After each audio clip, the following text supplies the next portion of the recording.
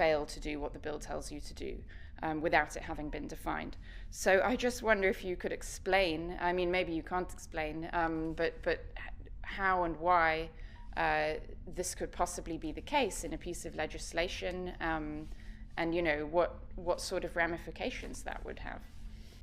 Yeah, I mean, I think drawing attention both to the substantive content of this, but also the fact that this attaches a 2-year prison sentence, I think that is really problematic in terms of both rule of law concerns and also potential human rights concerns, because of the vagueness of what this will require. So the criminal sentence attaches if you provide a false statement in relation to any material aspect of the declaration that you're about to make. And the intention to live in the acquired gender, it can only be a material aspect of the statement that is made, the statutory declaration. And you're right, the difficulty is that, and this is a difficulty that is in some ways still present within the Gender Recognition Act itself, but is mediated through both the doctor's role to show that there is a genuine case of gender dysphoria, and the panel's role of assessing the evidence that's been provided. So, but there is still an issue here, which is what do we mean by living in the acquired gender? Do we require, for example, in order for you to demonstrate that you were living as a woman, for you to shave your legs or have long hair or wear makeup or wear dresses? And the answer is very probably under the original system that if you don't do something like that, there may be concern. So, for example, if you have a beard, like I have quite a large beard at this point, it would be very, very difficult for you to convince a panel that you intend to live as a woman if you have a full bushy beard, or if you have no intention at all to do anything that might be classed as stereotypically feminine. Now that this has been, the third party verification has been removed, which means it's very difficult for us to think about what would it mean to live in the acquired gender separate from that medicalized process of someone who is deeply discomfortable in their sexed body, and how they might deal with that as a medical treatment in terms of the way that this would have been operated under gender dysphoria in the past would have been in some ways to accept that this is partially a socially constructed category, in the sense that the people who are deeply discomfortable with their sex body may have to rely on sex-based or gender-based stereotypes in order to no longer feel comfortable. But now what we have is a system wherein you will be potentially sent to jail for 2 years if you lie about your intention. But there's no way for us to independently verify that intention, because it would be regressive for you to require somebody to wear makeup or dresses or have long hair. It will be incredibly regressive for you to attach any other social expectations about being a stay-at-home mother or not working in particular industries, which means the only option that's left, and it's the only option that Shona Robinson was able to provide in terms of providing evidence, is if you change your pronouns, which is to request other people to refer to you in particular ways, or you change documentation like driver's license or passport or things like that. So at that point, living in the acquired gender effectively means that you live in a legal status, and that legal status is only really manifest in things like legal documents or the social element of having particular pronouns. But even in that context, Shona Robinson said, well, none of these would be, you wouldn't be required to do all of these. Any one of them would be sufficient. So it's either the case that it would be exceptionally easy to meet this standard because living in the acquired gender is now simply living in a legal status, and the second you get your gender recognition certificate, you live in that status. Or the requirements will be so vague and amorphous that it would be very difficult for us to then identify circumstances where where a prosecution could be brought, and particularly a prosecution that could be brought that could withstand human rights or rule of law scrutiny. Because if somebody was to be, I mean, I can't really imagine how somebody would be prosecuted for a material, potentially if they had bragged to all of their friends that they intended to lie about this, that might be some circumstance where it might be seen. But outside of that, I think it'd be almost impossible for a criminal prosecution to be brought underneath this. And that's particularly significant because the Scottish Government has repeatedly referred to this 2-year penalty as one of the safeguards for why this system wouldn't be wide open to abuse. But if on further scrutiny that totally dissolves, then it's not much of a safeguard, is it? Well, absolutely. I mean, I think something that I find somewhat shocking about this is to say, you point to the fact that there are certain extremely unscrupulous people who are willing to break a whole load of laws, and you ask, how are we preventing those people from taking advantage of the system? And if the response is, well, a statutory declaration is a legal declaration, and that's really important, and most people would not go through that lightly. Well, we're talking about people who would go through that likely. And so the idea that there's a statutory declaration, if there's no mechanism to enforce that statutory declaration, if there's no mechanism to verify that it was true, then relying on the good conscience of unscrupulous criminals and rapists is not going to be the best way for you to get around the issue that there's no independent mechanism for verifying the truth or the fraudulence of these statements. Yeah, and the Scottish Government even had an opportunity to explicitly exclude one category of people who we might be worried about, i.e. people who have an offence or on this recorded offence, sexual offence, or on the sex offenders register. There was an amendment put forward to say this category of people should not be included as eligible in this legislation, and it was rejected by the Scottish Government. Yeah, there were two actually. So one of them was this one, and initially that was introduced when it was introduced at stage 2. The provision effectively said it was a blanket ban. If you're on the sex offenders registry, you simply cannot change your legal sex. And I think it was probably quite right for the Scottish Parliament to say a blanket ban like that is probably disproportionate. You could probably run into human rights problems there. But it was then introduced again with a qualifier that said, okay, you don't have an automatic right if you're on the sex offenders registry to go through this process. You can go through a different process. You can appeal that and demonstrate to an independent panel that this is a genuine case. That seems to me to be a way to have resolved that issue, and that was voted down as well. In addition to that, though, there was also a requirement or a proposed amendment that would require there to be a pause on the ability to obtain a gender recognition certificate if you were currently in the process of going through a criminal conviction for sexual assault. And so what that would mean effectively is if you have been accused and are in the process of a criminal trial for sexual assault, you cannot change your legal sex until that has been resolved. And the reason for that would be to prevent female victims from having to refer to their rapist or their assaulter by female pronouns, to refer to them as she.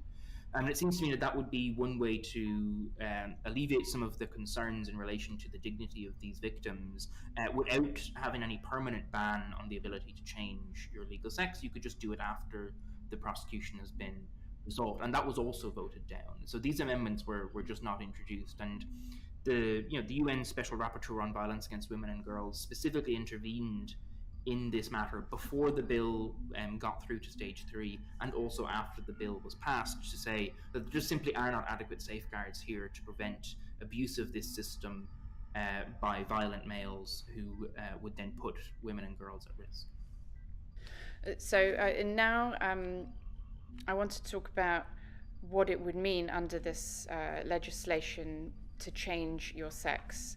And what the possession of a Scottish certificate would mean.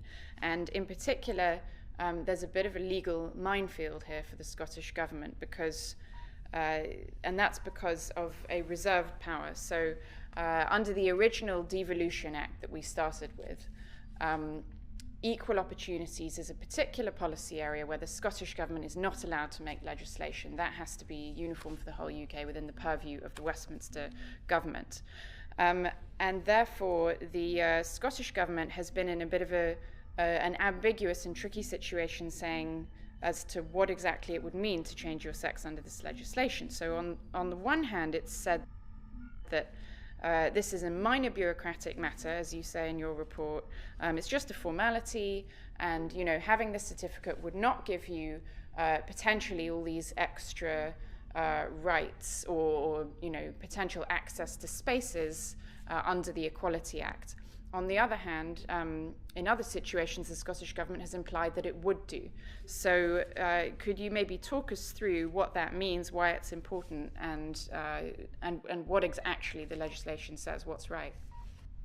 Sure. So, I mean, I might start by pointing out just how serious the ambiguities are in relation to the legal effect that this bill will have. And the first one is to note that the the 2004 Gender Recognition Act, at the time that went through, it was accepted by both the Scottish government and the UK government and a number of interveners that were intervening in the case, including anti-discrimination and equality-based charities, that gender recognition is not fully devolved. It touches upon both devolved and reserved areas.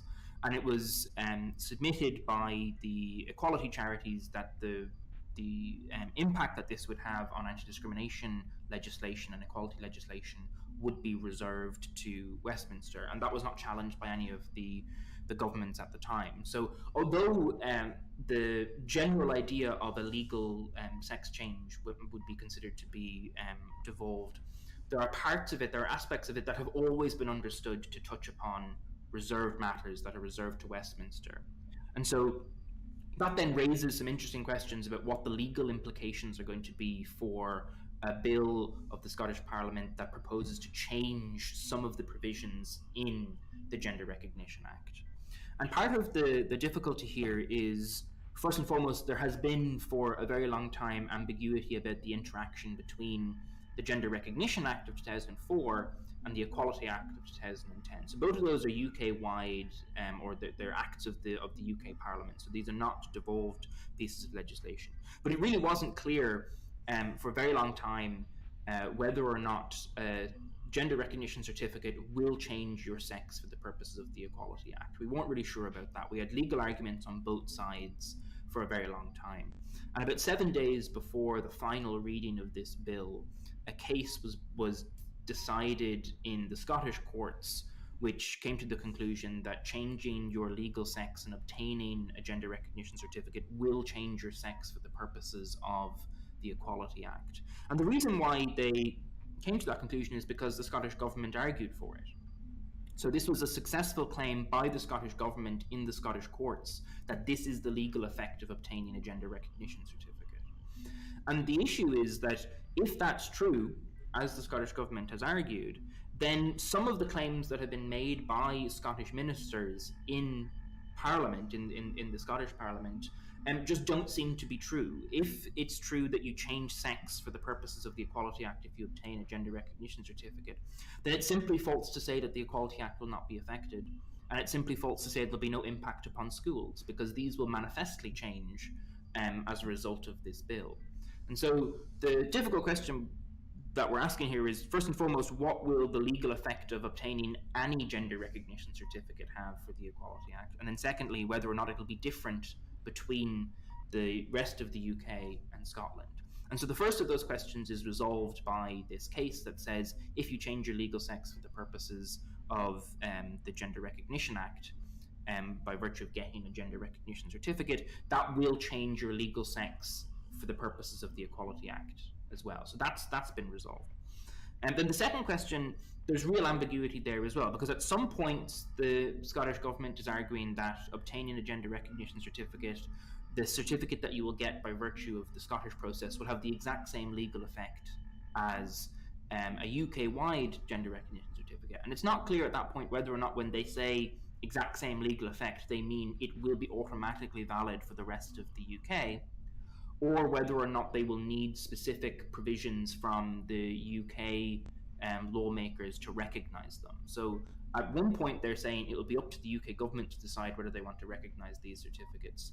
But at other points they're saying that they won't need the UK government's approval at all. And in fact, if the UK government tried to stop this, it would be a direct assault on the Scottish Parliament's lawmaking powers, which is frankly quite strange, considering what they're effectively saying is the Scottish Parliament should be able to change the legal system for the rest of the UK unilaterally, and it would be an assault on democracy if the UK decided, well, nobody in Wales voted for this, so maybe we should have a say over that.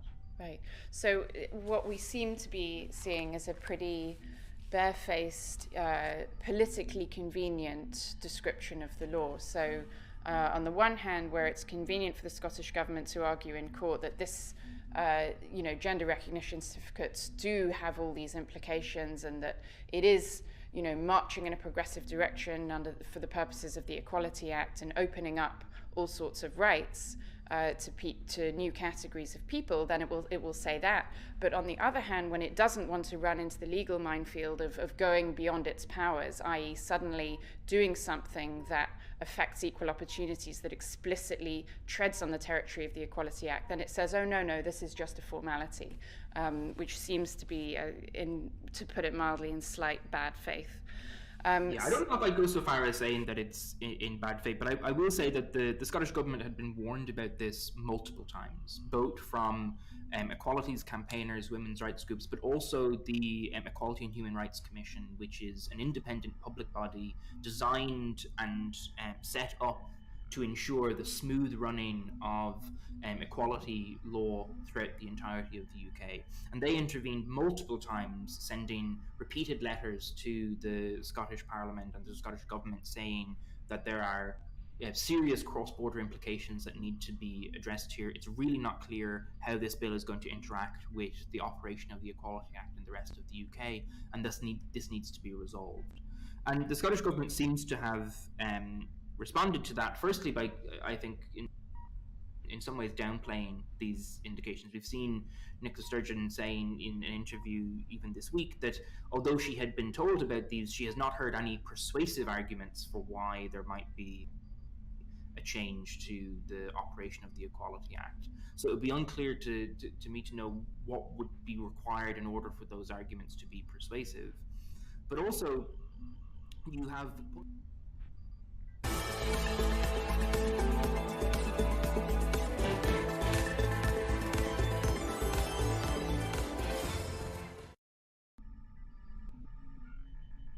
sky is green, and they wouldn't make the sky green. But secondly, there's nothing in this bill that's going to modify any of the provisions in the Equality Act, in the sense that it will not repeal or replace any of the provisions of the Equality Act, but it will change the way the Equality Act operates, because it's modifying the Gender Recognition Act as it applies to the Equality Act. And so although you're not changing any of the provisions in the Equality Act by modifying them, by removing them, or by replacing them, you could still nevertheless change the way the Equality Act operates by fundamentally changing the category of people who can change sex for the purposes of the Equality Act, and making it significantly easier for people to do that, and removing all third-party verification to prevent fraud. So I'm going to move on in a minute to talk about the effect of this on single-sex spaces, but before I do, perhaps briefly you could explain the issue of that some have talked about, of gender tourism, that effectively, although this is only meant to affect Scotland, someone living in England or Wales or Northern Ireland could potentially go to Scotland to get their gender changed, and then go back into the rest of the UK and use that certificate in some way or another. So is that true? The Scottish government claims it's not. Well, I think it depends on what the implication of getting one of these certificates is going to be, and we really don't know that at this point. That's the real issue, is that we just don't know what the legal effect of having one of these certificates is going to be for the entirety of the UK. So the bill itself states that you can get one of these certificates if you were born in Scotland, if your birth is registered in Scotland, or if you are resident in Scotland.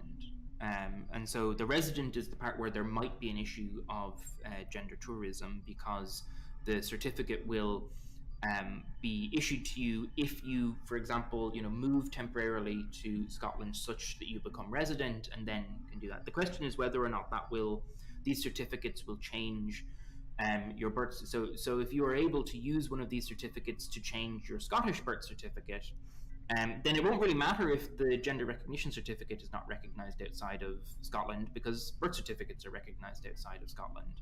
And so there could be practical implications here, in the sense that if you change your Scottish birth certificate in Scotland, if the UK government refuses to recognise the gender recognition certificate, but for many, many practical purposes it will recognise a birth certificate, let's say if you're applying for a single-sex school and you have to provide some documentation to prove that you're of the sex of the school, something like that. But the other concern in terms of whether or not there might be tourism here would be if getting a Scottish gender recognition certificate will be valid to change a birth certificate that is registered in England, Wales, or Northern Ireland or something like that. So you could have circumstances where that could happen, but we really don't actually know. The UK government, in its statement of reasons for why it has blocked the bill, is of the view that it simply is not within the competency of the Scottish Parliament to create a bill that would allow for a change like that would be automatically valid in the rest of the UK. And you can see where there might be very strong reasons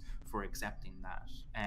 The other alternative view, which I set out in the Policy Exchange report, is that the change to the Gender Recognition Act only changes the criteria within which you can get a certificate, but the certificate remains the same certificate across the entirety of the UK. And it seems like that might have been what the Scottish government thought they were doing when they said the legal effects of getting one of these will remain the same, because one of the legal effects of getting a gender recognition certificate under the UK Act is that you change your legal sex for the purposes of UK law. Right. So on that very topic, what would be the effect of this? I mean, you've said it's slightly unclear. So this question hinges on whether the Scottish law would affect your rights and obligations under the Equality Act. And as you describe in the paper, the Equality Act doesn't actually give you the right to a single-sex space. It just means it allows you to discriminate so that you can create a single-sex space for various lists of reasons that it sets out. And so would this law, if it were passed in Scotland, would it potentially affect the ability, say, of a shelter or a prison or a charity to be able to exclude someone who had a gender recognition certificate issued in Scotland? Or not? So would it fundamentally affect their ability to maintain single-sex spaces on a biology basis? So I think that the first thing to note here is that the ambiguity that exists on this point is whether or not the changes that will come in will be confined to Scotland or whether they will extend outwards. So we will know that if the bill does what it purports to do, it will change the operation of the Equality Act in Scotland at a minimum. And we're unsure at this point whether or not it would change the operation of the Equality Act in the rest of the UK.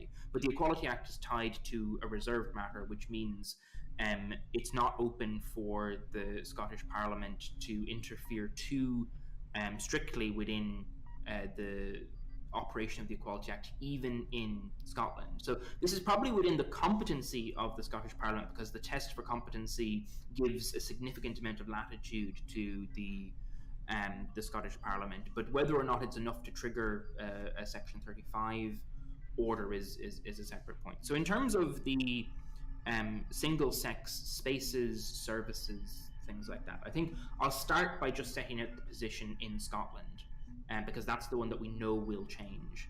And then you can just add on to that, this might be the case for the rest of the UK. So the Equality Act distinguishes between single-sex services, single-sex associations, and single-sex schools.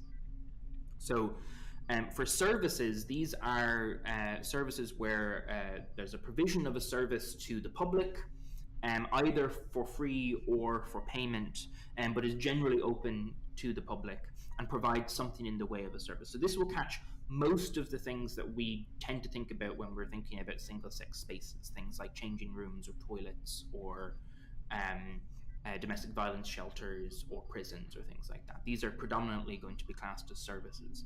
And in this context, the legal test is going to change here, because getting a gender recognition certificate will change your legal sex and will change the way the tests operate at a very technical level. But in practice, the legal test will remain broadly the same in terms of if you run one of these services, let's say a domestic violence shelter or toilets or changing rooms or things like that, the law will broadly remain the same in the sense that you will be permitted to set up these services and you will be permitted to exclude on the basis of either sex or gender reassignment if you have an objective justification for doing that. So the actual legal rules will remain broadly the same. for services. The difficulty that will arise will be in terms of the practical implication or implementation of those tests, which will mean that there might be some circumstances where, because the law is so unclear in most of these areas, that services might decide that it's just not worth the hassle of being sued for setting up one of these services in a particular that is, sex segregated in that sense.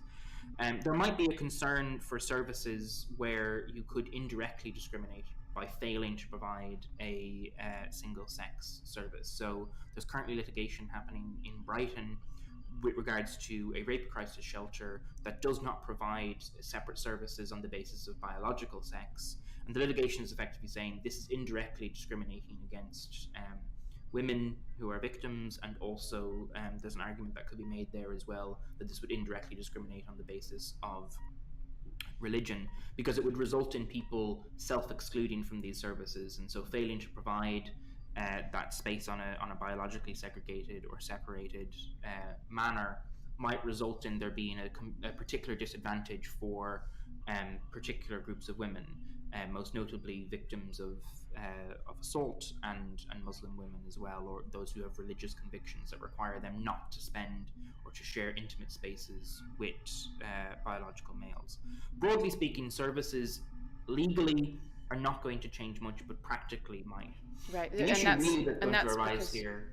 And that's because the bar for proving that you have a legitimate reason to exclude a particular category of people might be raised, or that you could be sued more easily potentially, or because there's more people around trying to make this claim, and therefore your risk of being sued goes up.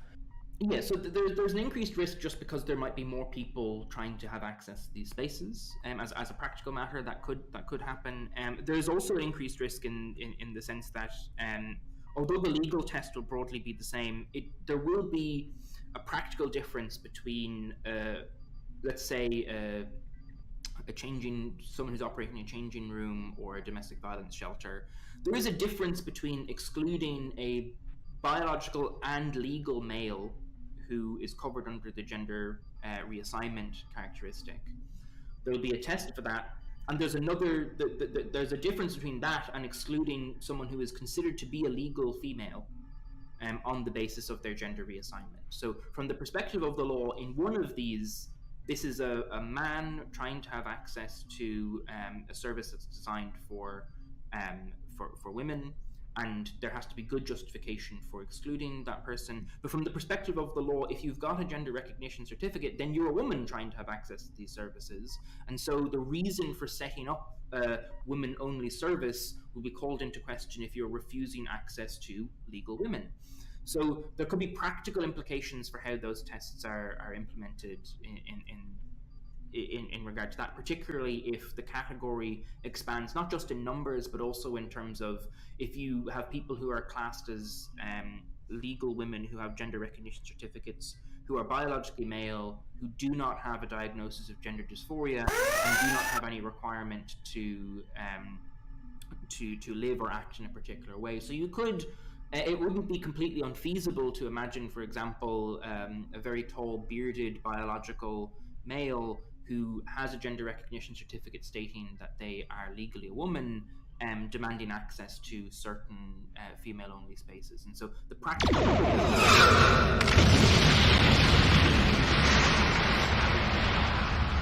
could be relevant here, even if the nature of the legal test remains broadly the same.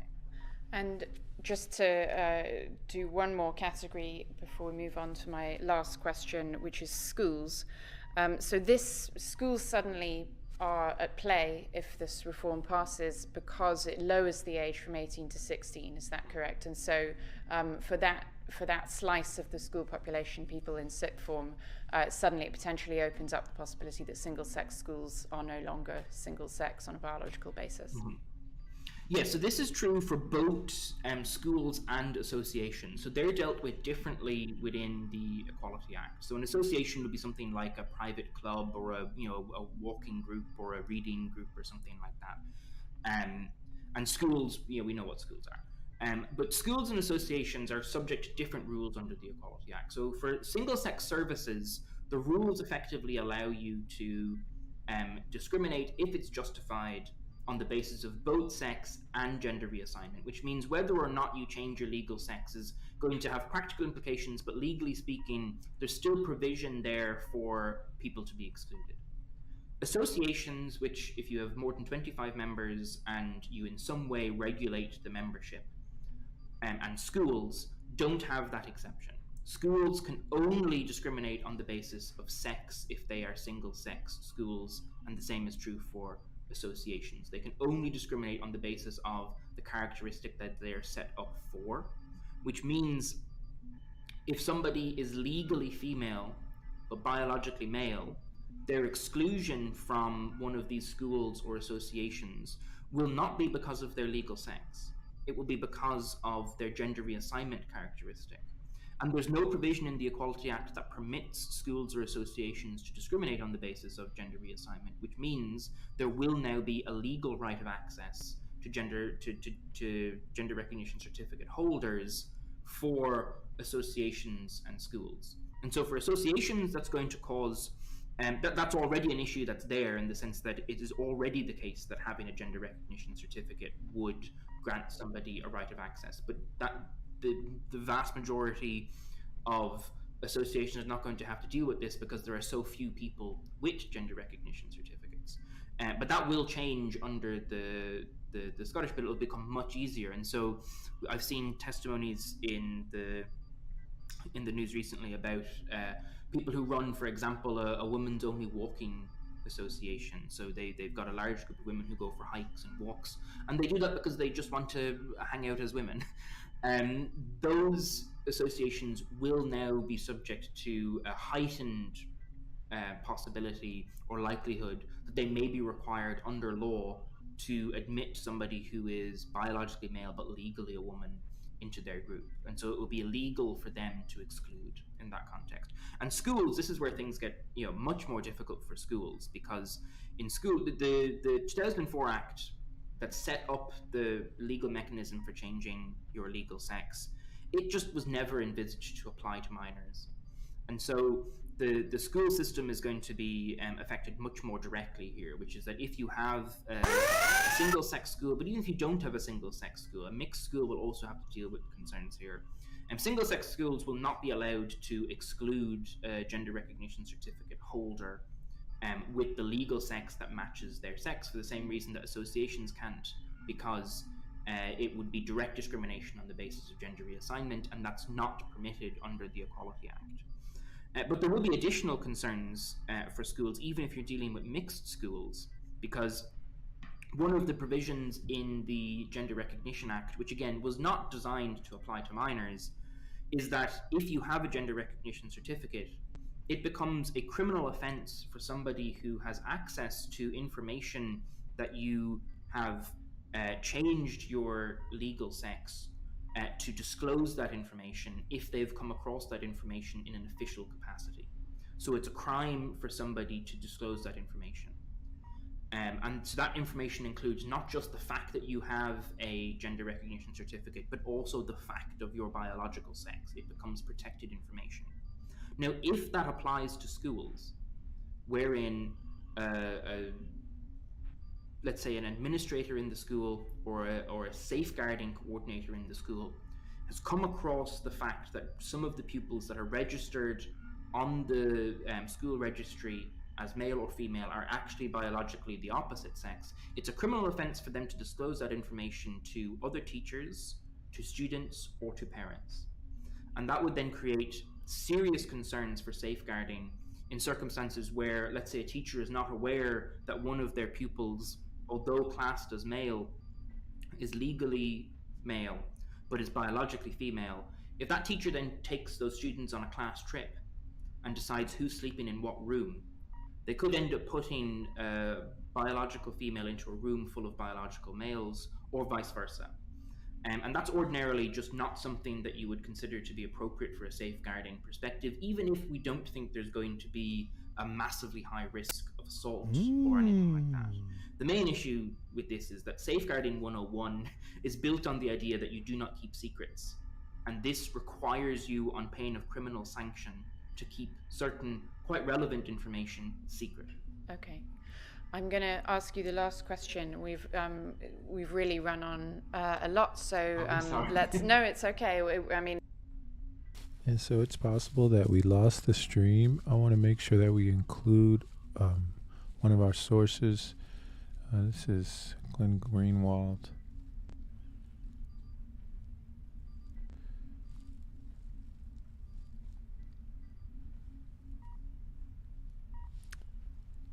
Let me refresh.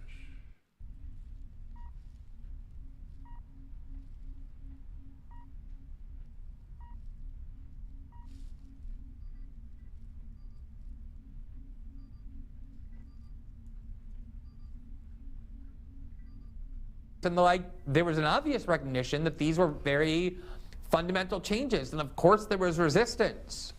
And instead of trying to shut down debates over that, I remember often seeking out people who had confusions or doubts or questions, because every time there was a person there who was opposed, that was an opportunity to change someone's mind and convince them to see things differently. And ultimately, that is why the gay and lesbian movement won, and it did win. By 2019 and 2020, large majorities of Americans supported the right of same-sex couples to marry, including large percentages, even majorities of young conservatives. That culture war debate was won by the advocates of treating gay men and lesbians equally. Not because they sought to shut down debate, but because they engaged it all the time. But trans activists and their allies in the media, most bizarrely, think that the debate itself is too dangerous to allow, that even acknowledging the existence of these questions and doubts is something too dangerous to do, that it puts people in danger, even though the job of reporters is to investigate claims by activists and to examine debates that our country is having. That's the job of journalists, certainly one of them. And it's what the New York Times, to its credit, has been doing, and that has prompted this angry letter. Let's just take a look at a couple of its provisions. Let me just see here. It's right on the screen. So let's pull that up. Hold on one second. I think I can. All right, let's pull up the first paragraph of that letter. It says, plenty of reporters at the Times cover trans issues fairly. Their work is eclipsed, however, by what one journalist has calculated as over 15,000 words of front page Times coverage debating the propriety of medical care for trans children published in the last 8 months alone. Think about what they're complaining about there. There is a movement to empower doctors to perform medical treatments, novel medical treatments on children.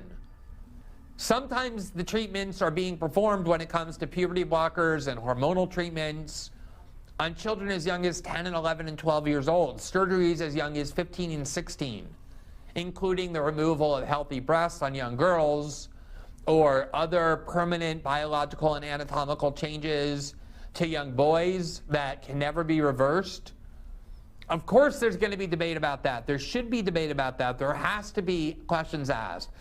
Yes, not only that, 15,000 words over 8 months in a newspaper is not a lot if you think about it. I mean, if they were all in one article, which is probably not how they tabulated it, but if they were all in one article, an article is 2,000 or 3,000 words. So that's just 5 or 6 articles over 8 months, and then dispersed over all of the articles that appeared in the Times. That's really not a frequent occurrence of words related to that. About the safety of these procedures, about the long-term effects of some of the drugs that are being used, not just for society in general, but for trans people in particular, and for their parents and their caregivers. Of course, that's urgent to know whether or not these treatments are doing more harm than good, whether or not they can be safely used. And that's exactly what the New York Times has been doing. And they're complaining that the New York Times has somehow devoted too much attention to these incredibly radical changes being proposed that maybe end up being proven good and maybe end up proving bad, but of course people are going to debate it, and the Times should debate it and examine that debate, and that's what they're doing. The article goes on. Let's try and unpack that for a second. Let's try and de-emotionalize this for a second. Let's try and intellectualize this for a second. Let's try and rationalize this for a second. Times has in recent years treated gender diversity with an eerily familiar mix of pseudoscience and euphemistic charged language, while publishing reporting on trans children that omits relevant information about its sources. Some of us are trans, non-binary, or gender non-conforming, and we resent the fact that our work, but not our person, is good enough for the paper of record.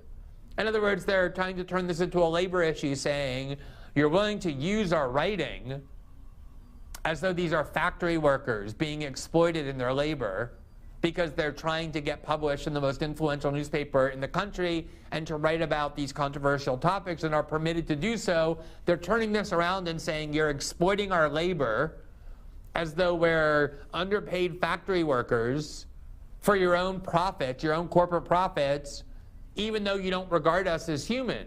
So they're essentially saying, you don't even respect our humanity. It goes on in that vein, quote, some of us are cis. These are the good allies to the trans people. They're cis, but they're very good allies.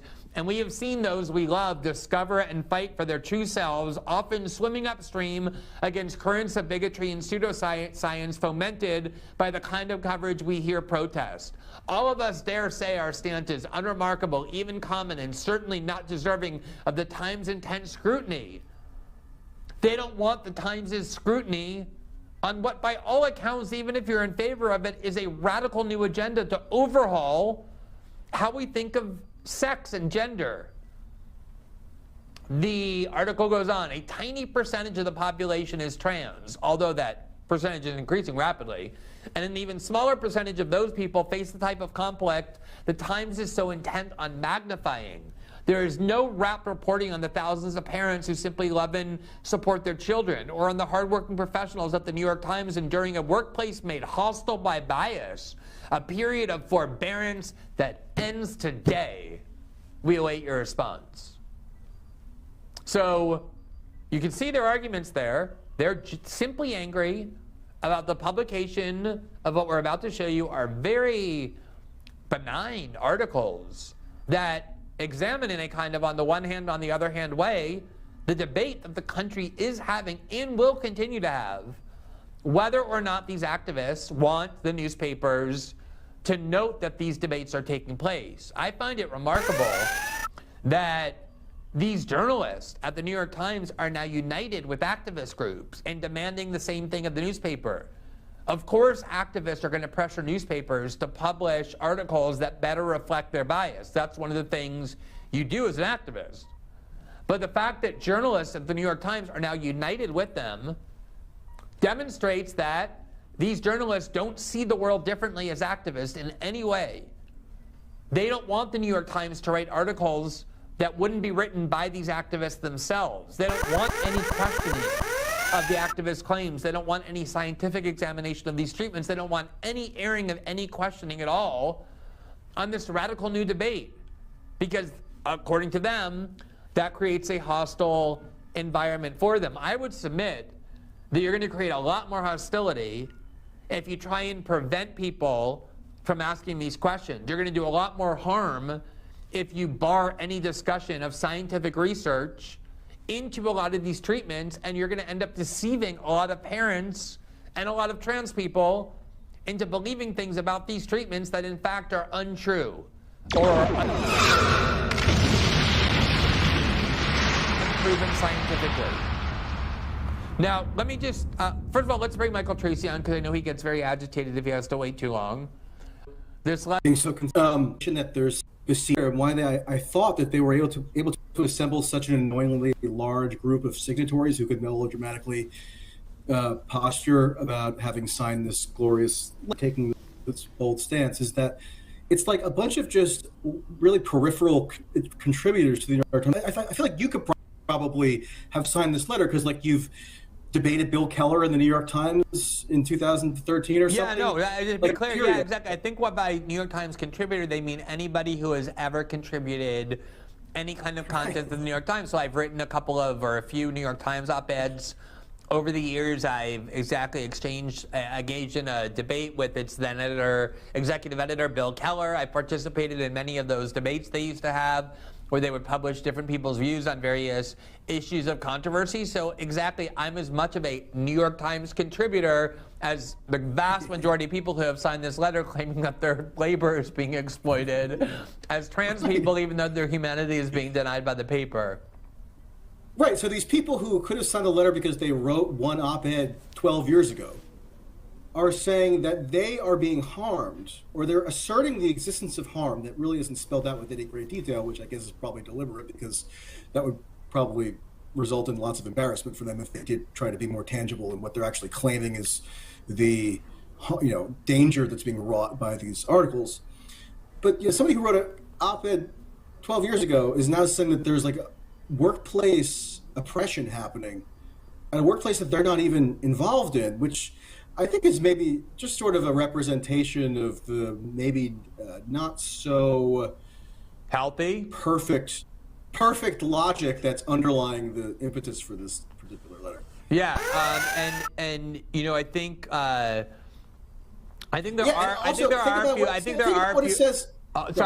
are a few New York Times staffers who actually signed on to this letter. There's a second letter as well that specifically names several of the reporters of the New York Times who they regard as the culprits. So you kind of have people who are actually more affiliated with the New York Times in a regular way, who are on staff there, signing onto a letter that criticizes publicly their own colleagues, and the New York Times seems not to have appreciated that. Let me show you, Michael, the articles that the New York Times published that has specifically provoked the anger of these joint activists, and I guess you call them like journalists if you're wanting to be generous, in this letter. So here's the first one, which I... Yeah, let's go through this one. When students change gender identity and parents don't know.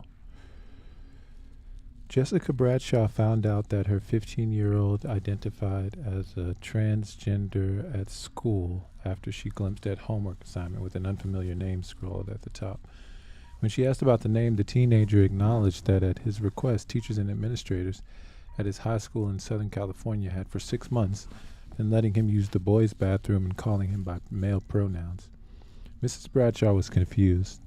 Didn't the school need her permission, or at least need to tell her? It did not, a counselor later explained, but the student didn't want his parents to know. District and state policies instructed the school to respect his wishes. There was never any word from anyone to let us know that on paper and in the classroom our daughter was our son, Miss Bradshaw said. The Bradshaws have been startled to find themselves at odds with the school over their right to know about and weigh in on such a major development in their child's life. A dispute that illustrates how school districts which have long been a battleground in cultural conflicts over gender and sexuality are now facing wrenching new tensions over how to accommodate transgender children. The Bradshaws accepted their teenager's new gender identity, but not without trepidation, especially after he asked for hormones and surgery to remove his breasts. Doctors had previously diagnosed him as being on the autism spectrum, as well as with attention deficit hyperactivity disorder, PTSD, and anxiety. He'd struggled with loneliness during the pandemic, and to his parents seemed not to know exactly who he was yet, because he repeatedly changed his name and sexual orientation. Given those complexities, Mrs. Bradshaw said she resented the fact that the school had made her feel like a bad parent for wondering whether educators had put her teenager, a minor, on a path the school wasn't qualified to oversee. It felt like a parenting stab in the back from the school system, she said. It should have been a decision we made as a family. The student, now 16, told the New York Times that his school had provided him with the space to be himself that he otherwise lacked. He had tried to come out at his parents before, he said, but they didn't take it seriously, which is why he asked his school for support. I wish schools didn't have to hide it from parents or do it without parental permission, but it can be important, he said. Schools are just trying to do what's best to keep students safe and comfortable. When you're trans, you feel like you're in danger all the time. Even though my parents were accepting, I was still scared, and that's why the school didn't tell them. Although the number of young people who identify as transgender in the United States remains small, it's nearly doubled in recent years, and schools have come under pressure to address the needs of those young people amid a polarized political environment where both sides warn that one wrong step could result in irreparable harm. The public school that Mrs. Bradshaw's son attends is one of many throughout the country that allows students to socially transition, change their name, pronouns, or gender expression without parental consent. Districts have said they want parents to be involved, but must follow federal and in some cases state guidance meant to protect students from discrimination and violations of their privacy. Schools have pointed to research that shows that inclusive policies benefit all students, which is why some education experts advise schools to use students' preferred names and pronouns. Educators have also said they feel bound by their own morality to affirm students' gender identities, especially in cases where students don't feel safe coming out at home. But dozens of parents whose children have socially transitioned at school told the Times they felt villainized by educators who seemed to think that they, not the parents, knew what was best for their children. They insisted that educators should not intervene without notifying parents, unless there's evidence of physical abuse at home. Although some didn't want their children to transition at all, others said they were open to it, but felt schools forced the process to move too quickly, and that they couldn't raise concerns without being cut out completely or having their home labeled unsafe. Many advocates for LGBTQ, that's pretty interesting.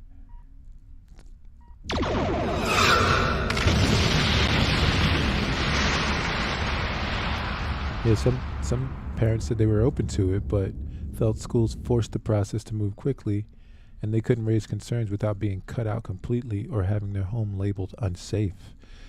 Many advocates for LGBTQ youth counter that parents should stop scapegoating schools and instead ask themselves why they don't believe their children. They said ensuring that schools provide enough support for transgender students is more crucial than ever, given the rise of legislation that blocks their access to bathrooms, sports, and gender-affirming care. These disputes are unfolding as Republicans rally around parental rights, a catch-all term for the decisions parents get to make about their children's upbringing. Conservative legal groups have filed a growing number of lawsuits against school districts accusing them of failing to involve parents in their children's education and mental health care. Critics say groups like these have long worked to delegitimize public education and eradicate the rights of transgender people. But how schools should address gender identity cuts through the liberal and conservative divide. Parents of all political persuasions have found themselves unsettled by what schools know and don't reveal. Mrs. Bradshaw said she wouldn't align herself with Republican lawmakers who sought to ban LGBTQ rights, but she also felt as though her school's policy left no room for nuance. It's almost impossible to have these discussions, Ms. Bradshaw said. There's no forum for someone like me. Other self-described liberal parents say they registered as independents or voted for Republican candidates for the first time as a result of this issue. Although they haven't sued, some have retained lawyers affiliated with the largest legal organization on the religious right to battle their children's schools.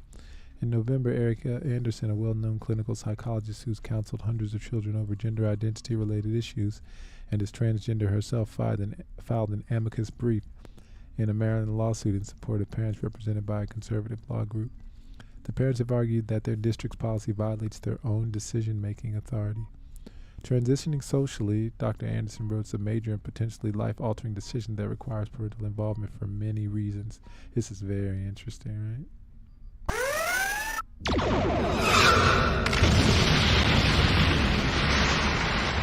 So you have a clinical psychologist who's helping build a case against this idea. It's a bit nuanced, though. It's just she's advocating for parents being a part of the decision. And transitioning socially, Dr. Anderson wrote, is a major and potentially life-altering decision that requires parental involvement for many reasons. She told the Times that she had to push aside her qualms about working with conservative lawyers. I don't want to be erased as a transgender person, and I don't want anyone's prerogatives or identity to be taken away from them, she said. But on this one, I'm aligned with people who are willing to advocate for parents. The debate reflects how the interests of parents and those of their children do not always align, said Justin Driver, a Yale Law School professor who's written a book about constitutional conflict in public schools.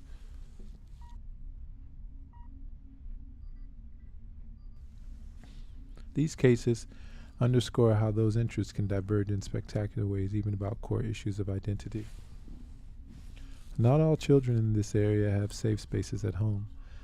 Guidelines on social transitioning vary widely among school districts. Some states, such as California, New Jersey, and Maryland, expressly advise schools not to disclose information about students' gender identity without their permission, while others offer identity or anti-discrimination guidance that's open to interpretation. The Times interviewed more than 50 people, including parents and their children, public school officials, and lawyers for both LGBTQ and conservative advocacy groups, in cases where parents ask to remain anonymous to protect their privacy or the privacy of their children. The Times made extensive efforts to corroborate their claims. One mother in California shared messages that her teenager's teacher had sent through the school's web portal encouraging the student to obtain medical care, housing, and legal advice without the parent's knowledge. A lawsuit filed against the school district in Wisconsin included a photo of teacher's flyer posted at a school that said, "If your parents aren't accepting of your identity, I'm your mom now." At schools in states such as Michigan and New York, parents said that teachers had used the student's new name in class but the old one with them so that they wouldn't be aware of the change. But other states such as Florida, Alabama, and Virginia have passed sweeping laws or issued guidance that prohibit schools from withholding information about gender identity from parents. A recent national survey conducted by the advocacy group GLSEN found that harassment and hostile school environments for LGBTQ youth directly harmed their mental health and academic performance, and that there had been a decrease in the availability of school resources for them. Some parents of transgender students said it's struggled to ensure a school will offer enough support. Jeff Walker, a father in Alabama who's aware of his teenage transition, said he learned through her mixed experiences at different schools how crucial it is for teachers to affirm transgender students, and even more so for those whose parents don't want them to transition. Not all children in this area have safe spaces at home, Mr. Walker said. Some teachers have been penalized for notifying parents that their children change names and pronouns at school. One father in Massachusetts, Stephen Foote, said he only learned that his 11-year-old had done so after the child's 6th grade teacher, Bonnie Manchester, confided in him. Mrs. Manchester was later fired in part for disclosing sensitive confidential information about a student's expressed gender identity against the wishes of the students, according to her termination letter.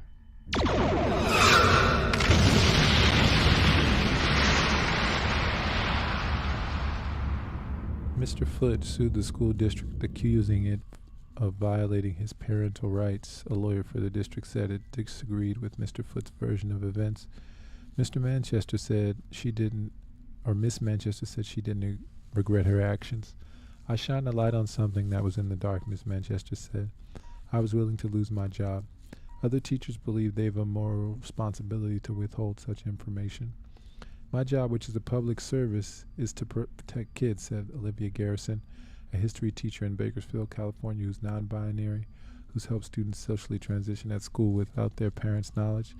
Sometimes they need protection from their own parents. One of Ms. Garrison's former students is Clementine Morales, a 19-year-old who first came out as non-binary at school because it felt impossible to do so at home. "I had to look for parental figures and other people who were not my parents," Ms. Morales said. "A hard thing to navigate."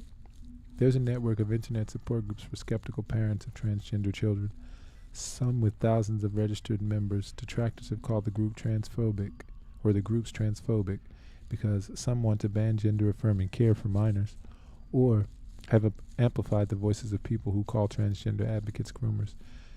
But members say these groups are some of the only places to ask questions and air their concerns. One Saturday morning, shortly before Christmas, a meeting of one such support group was held in Westchester County, just north of New York City. Sitting in a circle in a member's living room, 12 mothers and one father spoke of the ways they said they'd been sidelined by their children's school. One mother said her middle schooler had secretly changed names and pronouns without her knowledge, even though she'd worked as a teacher at the same school. Another mother shared how high school teachers had hidden her teenager's social transition from her until graduation because they thought she wouldn't be supportive enough. A mother of a 14-year-old who'd spent time in an inpatient therapy facility said she'd sent her school a letter from the student psychiatrist outlining concerns that the school had ignored. Most said they identified as liberal and that the living room was a rare safe space for them to voice their fears. Some parents didn't think their teenagers were really transgender. Others thought it was too soon to know for certain. Most said their children had mental health conditions such as bipolar disorder or autism. Here they could ask, what if their children had been unduly influenced by their classmates to ask for hormone treatments and surgery? What if teachers were encouraging students to see their families as unsafe, and were right-wing partisans their only sympathetic audience? It's just been such a hard thing to navigate because, the one hand, I'm dealing with my very extreme liberal values of individuality, freedom, expression, and sexuality, wanting to support all that stuff, said a tearful mother. At the same time, I'm afraid of medicalization. I'm afraid of long-term health. I'm afraid of the fact that my child might change their mind. As other parents nodded in agreement, the lone father in the room said, it's politically weird to be very liberal democratic and find yourself shoved in bed with the governor of Texas. I'm supposed to listen to Tucker Carlson? We were always available. Since 2020, at least 11 lawsuits alleging that these policies violate parental rights have been filed against school districts by parents who are represented by a conservative legal group such as the Alliance Defending Freedom, an organization with a long history of backing cases targeting the rights of gay and transgender people. 3 parents, all self-described liberals, told The Times that support groups had connected them with a legal group affiliated with the alliance called the Child and Parent Rights Campaign, which was founded in 2019 with the mission of defending children and parents against gender identity ideology, according to its nonprofit disclosure forms. Its president has spoken at conferences about the existential threat to our culture posed by the transgender movement. So far, however, the parents have sued lean Republican, such as Wendell and Maria Perez, who filed a lawsuit in Florida against their child's elementary school district with the assistance of the Child and Parental Rights Campaign. They claim that only after their child made 2 suicide attempts did the school tell them that an employee had been counseling their 12-year-old about gender confusion for months. Earlier in the year, Mrs. Perez said the school had notified them that their child had fallen behind academically, so why was this different? We were always available, he said. I don't know why they decided to hide this from us. Mr. Perez said that although he was a Catholic who objected to his child transitioning on religious grounds, he respected the rights of families who disagreed with him because he believed it was up to parents to decide on such matters. A district representative said it had investigated the matter and determined that the accusations in the lawsuit are completely false. In court filings, the district said it had never forced a 6th grader to speak with a counselor or conceal the meetings from parents. Courts have ruled that under the 14th Amendment, parents get to make medical and mental health decisions for their children, as well as direct their education and upbringing in other ways unless they're abusive or unfit. But lawyers for schools have countered that parental rights aren't absolute. Under the Biden administration, the Department of Education has said that discriminating against students based on gender identity violates federal policy, although its guidance doesn't specifically address parental rights. The ALCU has argued that it's unconstitutional for public schools to reveal a student's gender identity to others. Angry parents put their child in private school or homeschool them, said an ACLU lawyer, John Davidson, who's co-counsel for a school district that was sued by parents in Wisconsin. Parents don't have a constitutional right to dictate to schools how they should create an optimal learning environment for students, he said.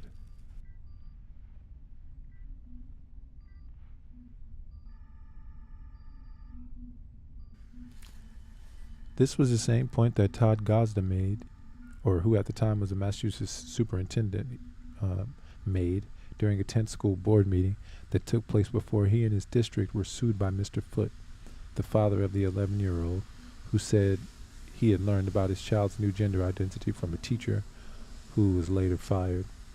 For many of our students, school is their only safe place, Mr. Gosda said. During that meeting, and that safety evaporates when they leave the confines of our building, concerns over parental rights, he added, are in fact thinly veiled intolerance and prejudice against LGBTQ individuals. Judges have dismissed many of the lawsuits. In December, a federal judge threw out Mr. Foote's case, writing that affirming a student's gender identity was not necessarily a medical intervention or even evidence of social transition, but simply accords the person the basic level of respect expected in civil society generally. However, the judge acknowledged that it's disconcerting that school administrators might effectively or actively hide information from parents about something of importance regarding the child. In January, Mr. Foote filed an appeal. The son of Mr. Bradshaw, the mother in Southern California, said he's empathy for parents who find it hard to accept that their children are transgender, but he also expressed his frustration. When parents say they need time or patience, it can feel kind of like an excuse for them to keep misgendering you, he said. It feels like they're grieving for someone who's not dead, and it makes you feel like you're not good enough. His mother reiterated that she loves her child no matter his gender, but voiced her own frustrations. The school's telling me that I have to jump on the bandwagon and be completely supportive, Mrs. Bradshaw said. There's only so much and so far that I'm willing to go right now, and I'd hope that as a parent, that would be my decision. And so here we have Alex Salmon on gender recognition bill, which makes Sturgeon's position untenable, it says.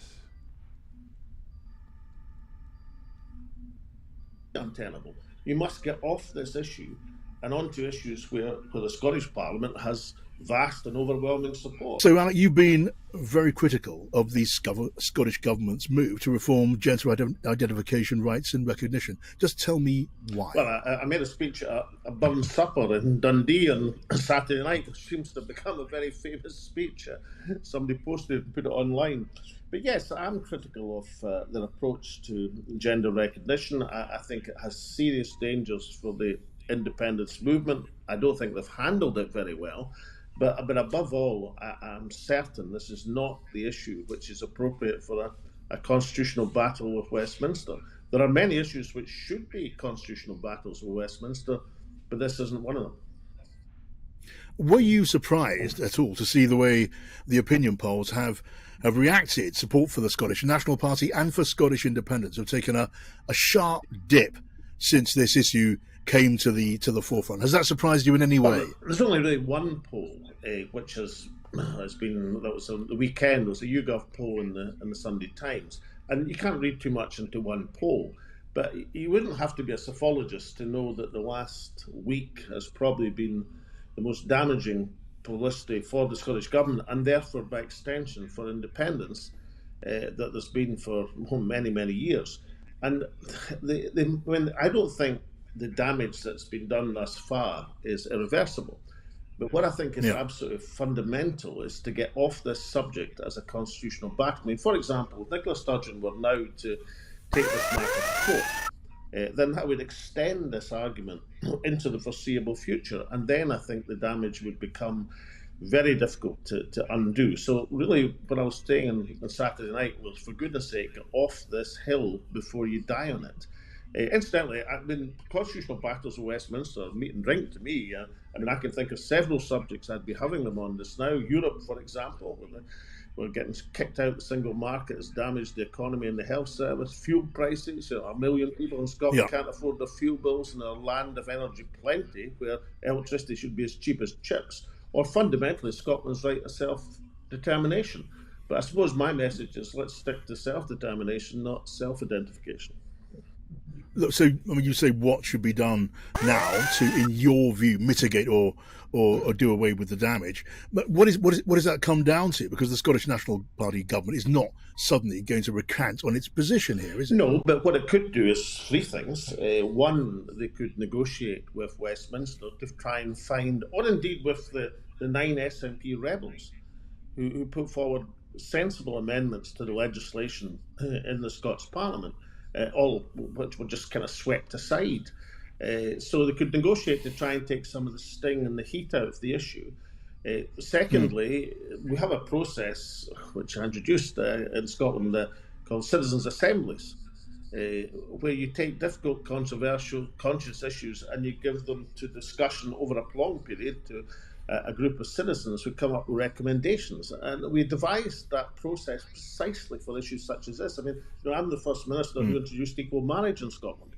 which at that time was controversial, much less so now. But in the process of the introduction, we didn't have a citizens' assembly, but we were willing to take on board people's concerns and other points of view. But above all, when you're in a hole, as the SNP are at the present moment, you should stop digging and therefore abandon all thought of having a court battle over this, because all it will do is prolong the publicity. And the difficulty, I think, the publicity is exemplified by Nicola Sturgeon's own performance. I mean, Nicola is one of the most gifted communicators in politics. But on this issue, in trying to defend self-identification, she's been reduced to stumbling incoherence. And a nationalist leader in Scotland, can have many things said about them by Westminster, but when you get to the stage that people are starting to laugh at you, then that is the stage at which you should realise you're trying to defend the indefensible. I mean, what's indefensible is not a change in people's gender. I mean, not even to make gender recognition easier and perhaps more humane than it is at the present moment. What is indefensible is self-identification. That is the idea that you can change your sex legally by just opting to do it in a 3-month period. And given the judgment in the Scottish courts in December, where Lady Haldane said that means you could change your sex for all legal purposes, if you are past that, then it makes it impossible to defend hard-won rights like single-sex spaces for women, things that the feminist movement have strove and fought for and were enshrined in the Equalities Act. You come up against an inevitable conflict where ideology dissolves into dust when it's faced with reality. Okay, you're speaking very bluntly on this. I mean, you've deemed the policy, the Scottish Government's move on gender identification, to be a blunder politically and in principle. You've described the handling by Nicola Sturgeon as simply wrong and described her defence of it as stumbling incoherence. In your view, is Nicola Sturgeon's leadership of the government, leadership of Scotland, still tenable? At this stage, yes, but it would. At this stage, well, if you continue to conduct the argument about Scottish self-determination and Scottish independence, having this issue as the touch point and the conflict between Westminster, then it would be untenable. You must get off this issue and onto issues where the Scottish Parliament has vast and overwhelming support, like the pure poverty in our land of energy plenty, like the European issue, and like Scotland's essential right to self-determination. These are the issues where you should be battling with Westminster, where Scotland by majority is right behind you, not in an issue where Scottish support is A, divided, and B, that division of opinion is against you rather than for you. Okay, so again, Alec, you are being characteristically blunt. I mean, you tell me that Nicola Sturgeon's leadership of Scotland and of the SNP is not tenable if she sticks to this position, and she's sticking to this position. Is that argument on your side in any way undermined, as some might believe, by the bad blood between you and Nicola Sturgeon? She spoke out, as we all know, about your personal conduct. You were cleared in a court of accusations of sexual misconduct, but bad blood there must be. Does that in any way undermine your position? No, And just to be clear, this is about 8 days ago, so this is a week before Nicola Sturgeon stepped down, so this is kind of a foreshadowing. I suppose if I were pursuing this as some sort of personal argument, I would just keep my mouth shut and not give any advice to do anything and just let the SNP government continue to dig a hole for itself. But to me, the cause of independence has always been the most important thing. I spent all my lifetime striving for Scottish independence, as have others as well. And it's heartbreaking to see support for independence, so painstakingly built up over a 30-year period, dissipated on this argument, where frankly the Scottish Parliament have passed wrong-headed legislation. They've done it without considerable thought and without making concessions on a difficult, touchy issue which would reconcile it with Scottish society. I mean, over the years, John, the independence movement has built from, let's say, 20% support to over 50% support.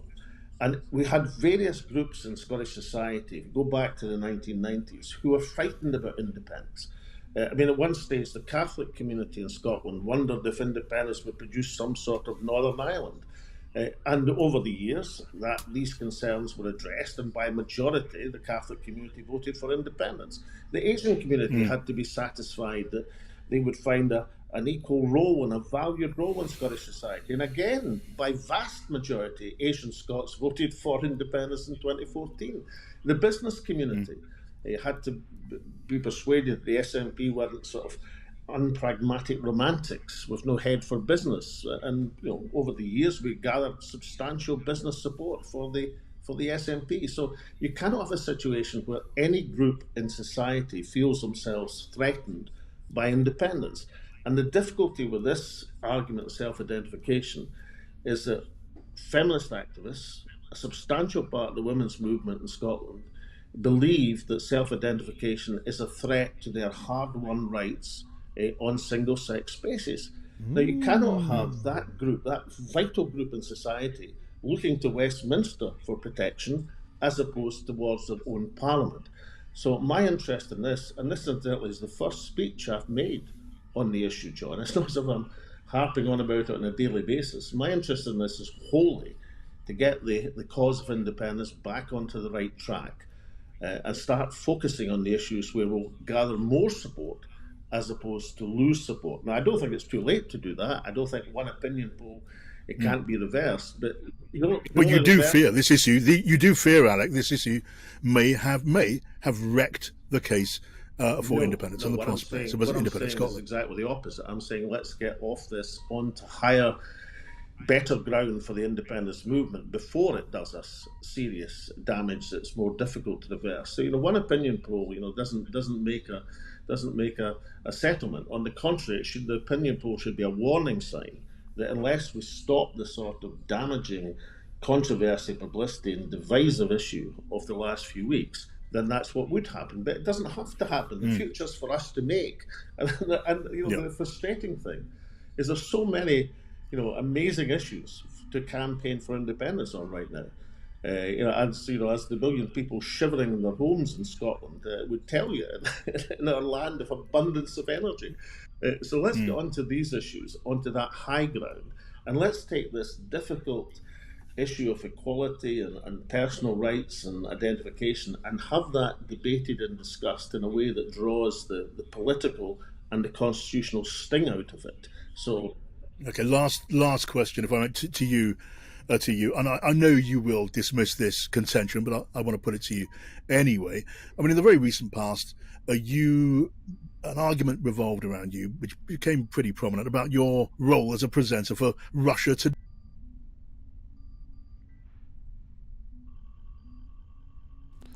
And Spain passes law allowing people to freely change gender from age 16. This is very similar to the Scottish law that was struck down not by Scotland but by the UK, or by the entire UK. After months of sometimes heated debate within the ruling left wing, Spanish MPs on Thursday gave final approval to a law allowing people to freely change their gender from the age of 16. At a time when other European countries are holding back on this controversial subject. The so-called transgender law, which is the battle horse of the radical left-wing Podemos, an ally of the socialists in Pedro Sanchez's government, allows people to change their gender on their identity papers by means of simple administrative declaration from the age of 16. Up to now, transgender people needed a medical diagnosis by several doctors of gender dysphoria, which is a psychological condition of feeling mismatched with one's biological sex and gender identity. They also had to prove that they had undergone hormone treatment for at least 2 years.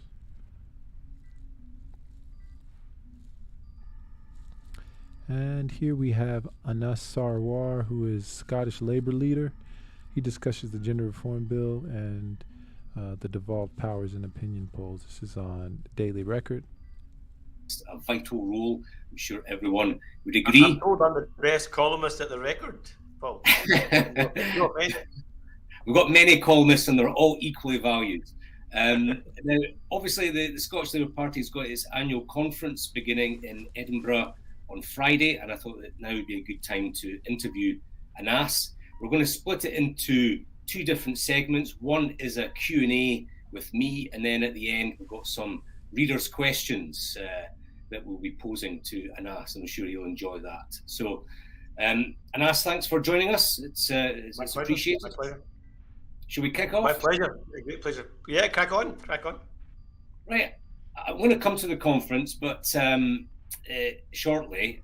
But I want to start off by focusing on what has probably been the main issue, or one of the dominant issues in Scottish politics over the last 6 weeks or so, and that is gender recognition reform. Now, if we go back to before Christmas, the legislation passed overwhelmingly, and it passed with Labour support as well. Now, given everything that's happened since then, and by that I mean Alistair Jack has effectively blocked the law from coming into force, do you regret Labour support for this legislation? No, I think it's important to stress that we have taken a good faith approach from start to finish. We were very honest at stage one of that process that we didn't think the legislation was anywhere near good enough, so we supported it based on its principles. We then went into stage two of the process, wanting further safeguards, wanting the Equality Act written into the actual legislation, that no part of the legislation would undermine the Equality Act in any way. And it's true we got that passed at stage two, and we got to stage three, and it's true to say we wanted further amendments passed at stage three, amendments around sex offenders not being able to access a GRC, people not being able to change their gender during, for example, a rape trial. We wanted further amendments around protection of single-sex spaces, around biological sex.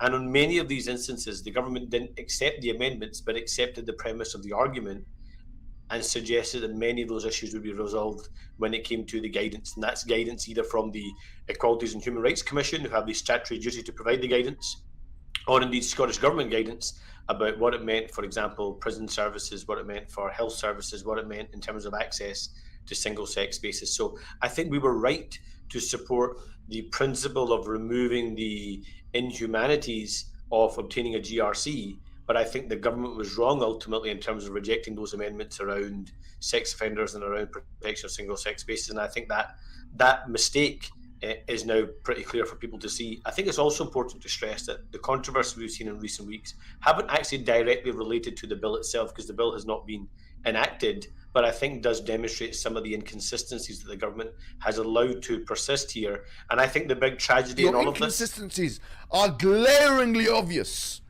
...is I think everyone has lost out. I think you have seen over the last month, women have lost out in terms of feeling pressure around their own identity and not feeling there's adequate protections around single-sex spaces. I think our trans communities have lost out because I don't think anyone in our trans community would feel pretty protected right now in terms of the tone of the debate. And I think this is an entirely unfortunate situation. So I think we're right to support the reform of how to obtain a GRC, but I still think there is work to do around protecting single-sex spaces based on biological sex and having appropriate guidance across our public sector. So let's imagine that Ian Murray and not Alistair Jack was currently Scottish Secretary. Would you be calling for him to revoke this Section 35 order? So what Ian Murray said at the time was he believed it was the wrong approach. The wrong approach was to do a Section 35. The right approach would have been to instruct the Equalities and Human Rights Commission, whose statutory duty it is to perform this role, to issue guidance following the passing of the GRR bill. Both governments should have made a commitment that any inconsistencies that were identified by the Equalities and Human Rights Commission, both government make a commitment that they would address those inconsistencies, and then both governments should issue their own guidance. One guidance in terms of how it interacts with the Equality Act, so people have confidence when they're making day-to-day decisions about access to single-sex spaces, but also for the Scottish Government to have appropriate guidance, which they're now committing to do around, for example, the Scottish Prison Service. I think that would have been the good faith approach. Instead, as is so often the case in Scottish politics, it's become, for one side, a constitutional issue and another side, a culture war issue. And who loses out? We all lose out in that frame. When in actual fact, I think there is a way forward here if people are willing to act in good faith that protects against all forms of prejudice, whether that be transphobia or misogyny and sexism, but also helps to remove inconsistencies, remove inhumanities about obtaining a GRC, whilst also protecting single-sex spaces based on biological sex when it's appropriate to do so.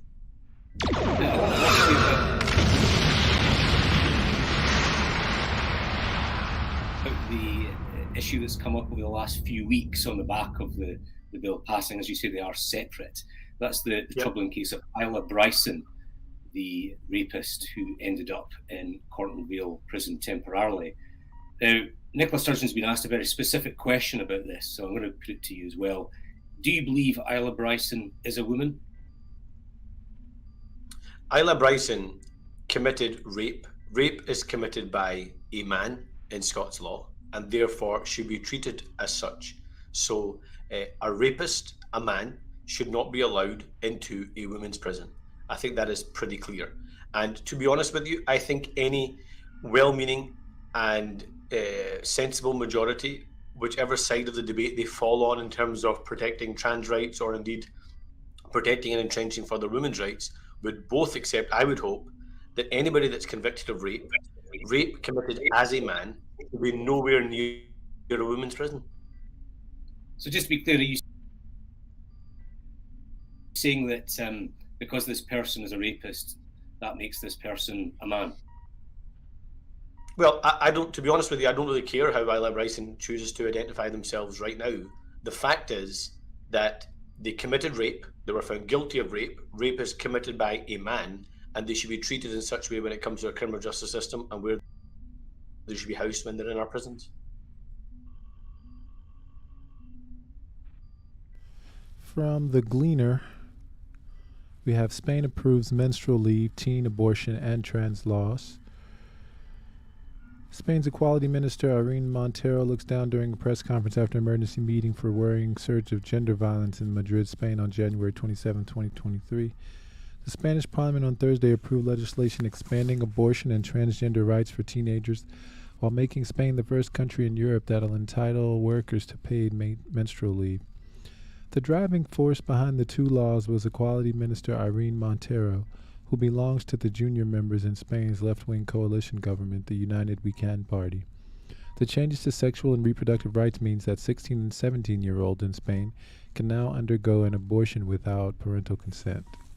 Period products will now be offered free in schools and prisons, while state-run health centers will do the same with hormonal contraceptives and the morning after pill. The menstrual leave measure allows workers suffering debilitating period pain to take paid time off. In addition, the changes enshrine in law the right to have an abortion in a state hospital.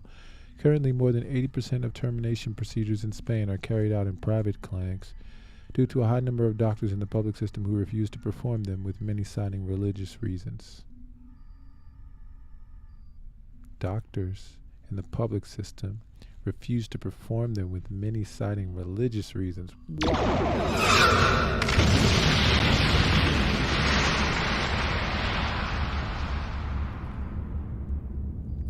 And here we have the majority show, and there's a small section on the gender bill here. Wider numbers of people in. It's not just about necessarily being against a particular bill or so on, but just against the general malaise that Nicola Sturgeon has brought to Scotland. Yeah. Of course, it's now clear that the bill is about fomenting a grievance with the UK, because Sturgeon had three possible options. The first one, when it was blocked, the first one was to drop the bill entirely. That's a bit unlikely. The second one was to amend the bill, take the bill back, say, okay, it does impact UK equalities law. We'll amend it. We'll also take more consideration of women's issues, women's concerns, and we'll still get something through for trans people as well. And the third option was to fight it in the courts. Now, of course, if she fights it in... Again, and I'm not sure if you can see his shirt, it says "Resign Sturgeon" on it. This was 4 weeks ago, so again, this is a bit like a premonition. The courts, then she loses, then they lose the bill entirely. So trans people don't get any benefit from that at all. Of course, which of those three options do you think she chose, David? Oh, needless to say, the First Minister plumped for option C, another meaningless and wholly unnecessary legal battle with the UK government. And as MP Lee Anderson put in the House of Commons, I think yesterday, the Gender Recognition Reform Bill is a cynical attempt by the SNP to use young people on their pathetic pathway to independence. couldn't have put it better myself. We all see you, Mr. Sturgeon. We know exactly what you're playing at. So yeah. Yeah, I think, I mean, it seems that the way their playbook has been recently, without any real ideas, is that they'll create laws that exceed the powers that they're given to the Scottish devolved administration. And then when the UK blocks it, they'll go, Westminster bad. Yeah. And the democracy, we're the upholders of democracy, a most ridiculous concept, when they've denied the results of 2 referendums and continue on this ridiculous democracy denying thing with like the de facto referendum, and even like ALBA people are like UDI. It's like, these are not defenders of democracy in any way. No. And meanwhile, they just do not do anything with the day job at all. Yes. Right, and they just keep rinsing and repeating this idea. We'll distract everyone with this, referendum bill first of all. Then we'll distract everyone with this gender bill, and it just goes on and on and on and on. And it's so tiresome. Yeah. It's true. I love this idea that anybody who's speaking out against this bill is anti-trans. No, it's like saying if you criticise the SNP for not building ferries, you're anti-sailor. It's just ridiculous. It just happens to be the subject matter, Okay. The objection of the UK government is on the operation of this law within the context of the UK Equalities Act. And the UK government warned them several times and they didn't engage at all. This is just chickens coming home to roost. This is what happens if you pass bad laws and ignore the reserved issues upon which they impact. So completely predictable, completely avoidable, and all done deliberately to stoke grievance, nothing else. Well, yes, and thanks for that comment, Rita. But the question I have is that why is this allowed to happen in the first place? Why is Scotland allowed to make gender laws that are different from the rest of the UK? And I mean, now you can even widen this out. Why are we do we have different taxes and so on? These are just recipe for disaster. And I think perhaps Labour and certain Conservatives, Adam Tompkins, for example, and some of the other ones, they're like, just give them more powers and they'll comply. But what they do is they use these powers to divide even more. Now it almost seems it's deliberate. They pick a wedge issue and they try and get people, and they try to put it up to the Westminster government. When the Westminster government says no, as it rightly should, because let's get the primary government, then they go, Westminster bad and so on. It's well, we've got Mr. Tommy Boy is saying, I see it as like the Lord sending a bill back to the House of Commons, which must happen fairly regularly. It's time Holyrood was held to account. That's the problem, isn't it, that we don't have a second house? Well, I think someone mentioned this the other day, and I said, well, the UK government should actually be the second house. We don't need more. The last thing we need is more politicians. We're already over-governed as it is.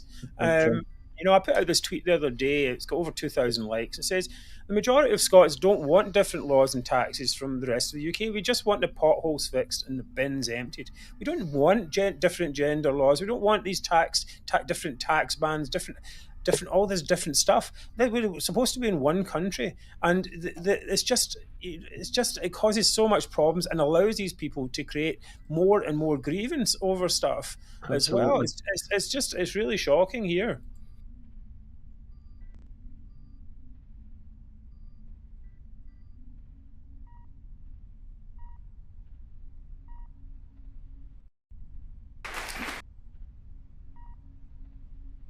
I mean, I wonder.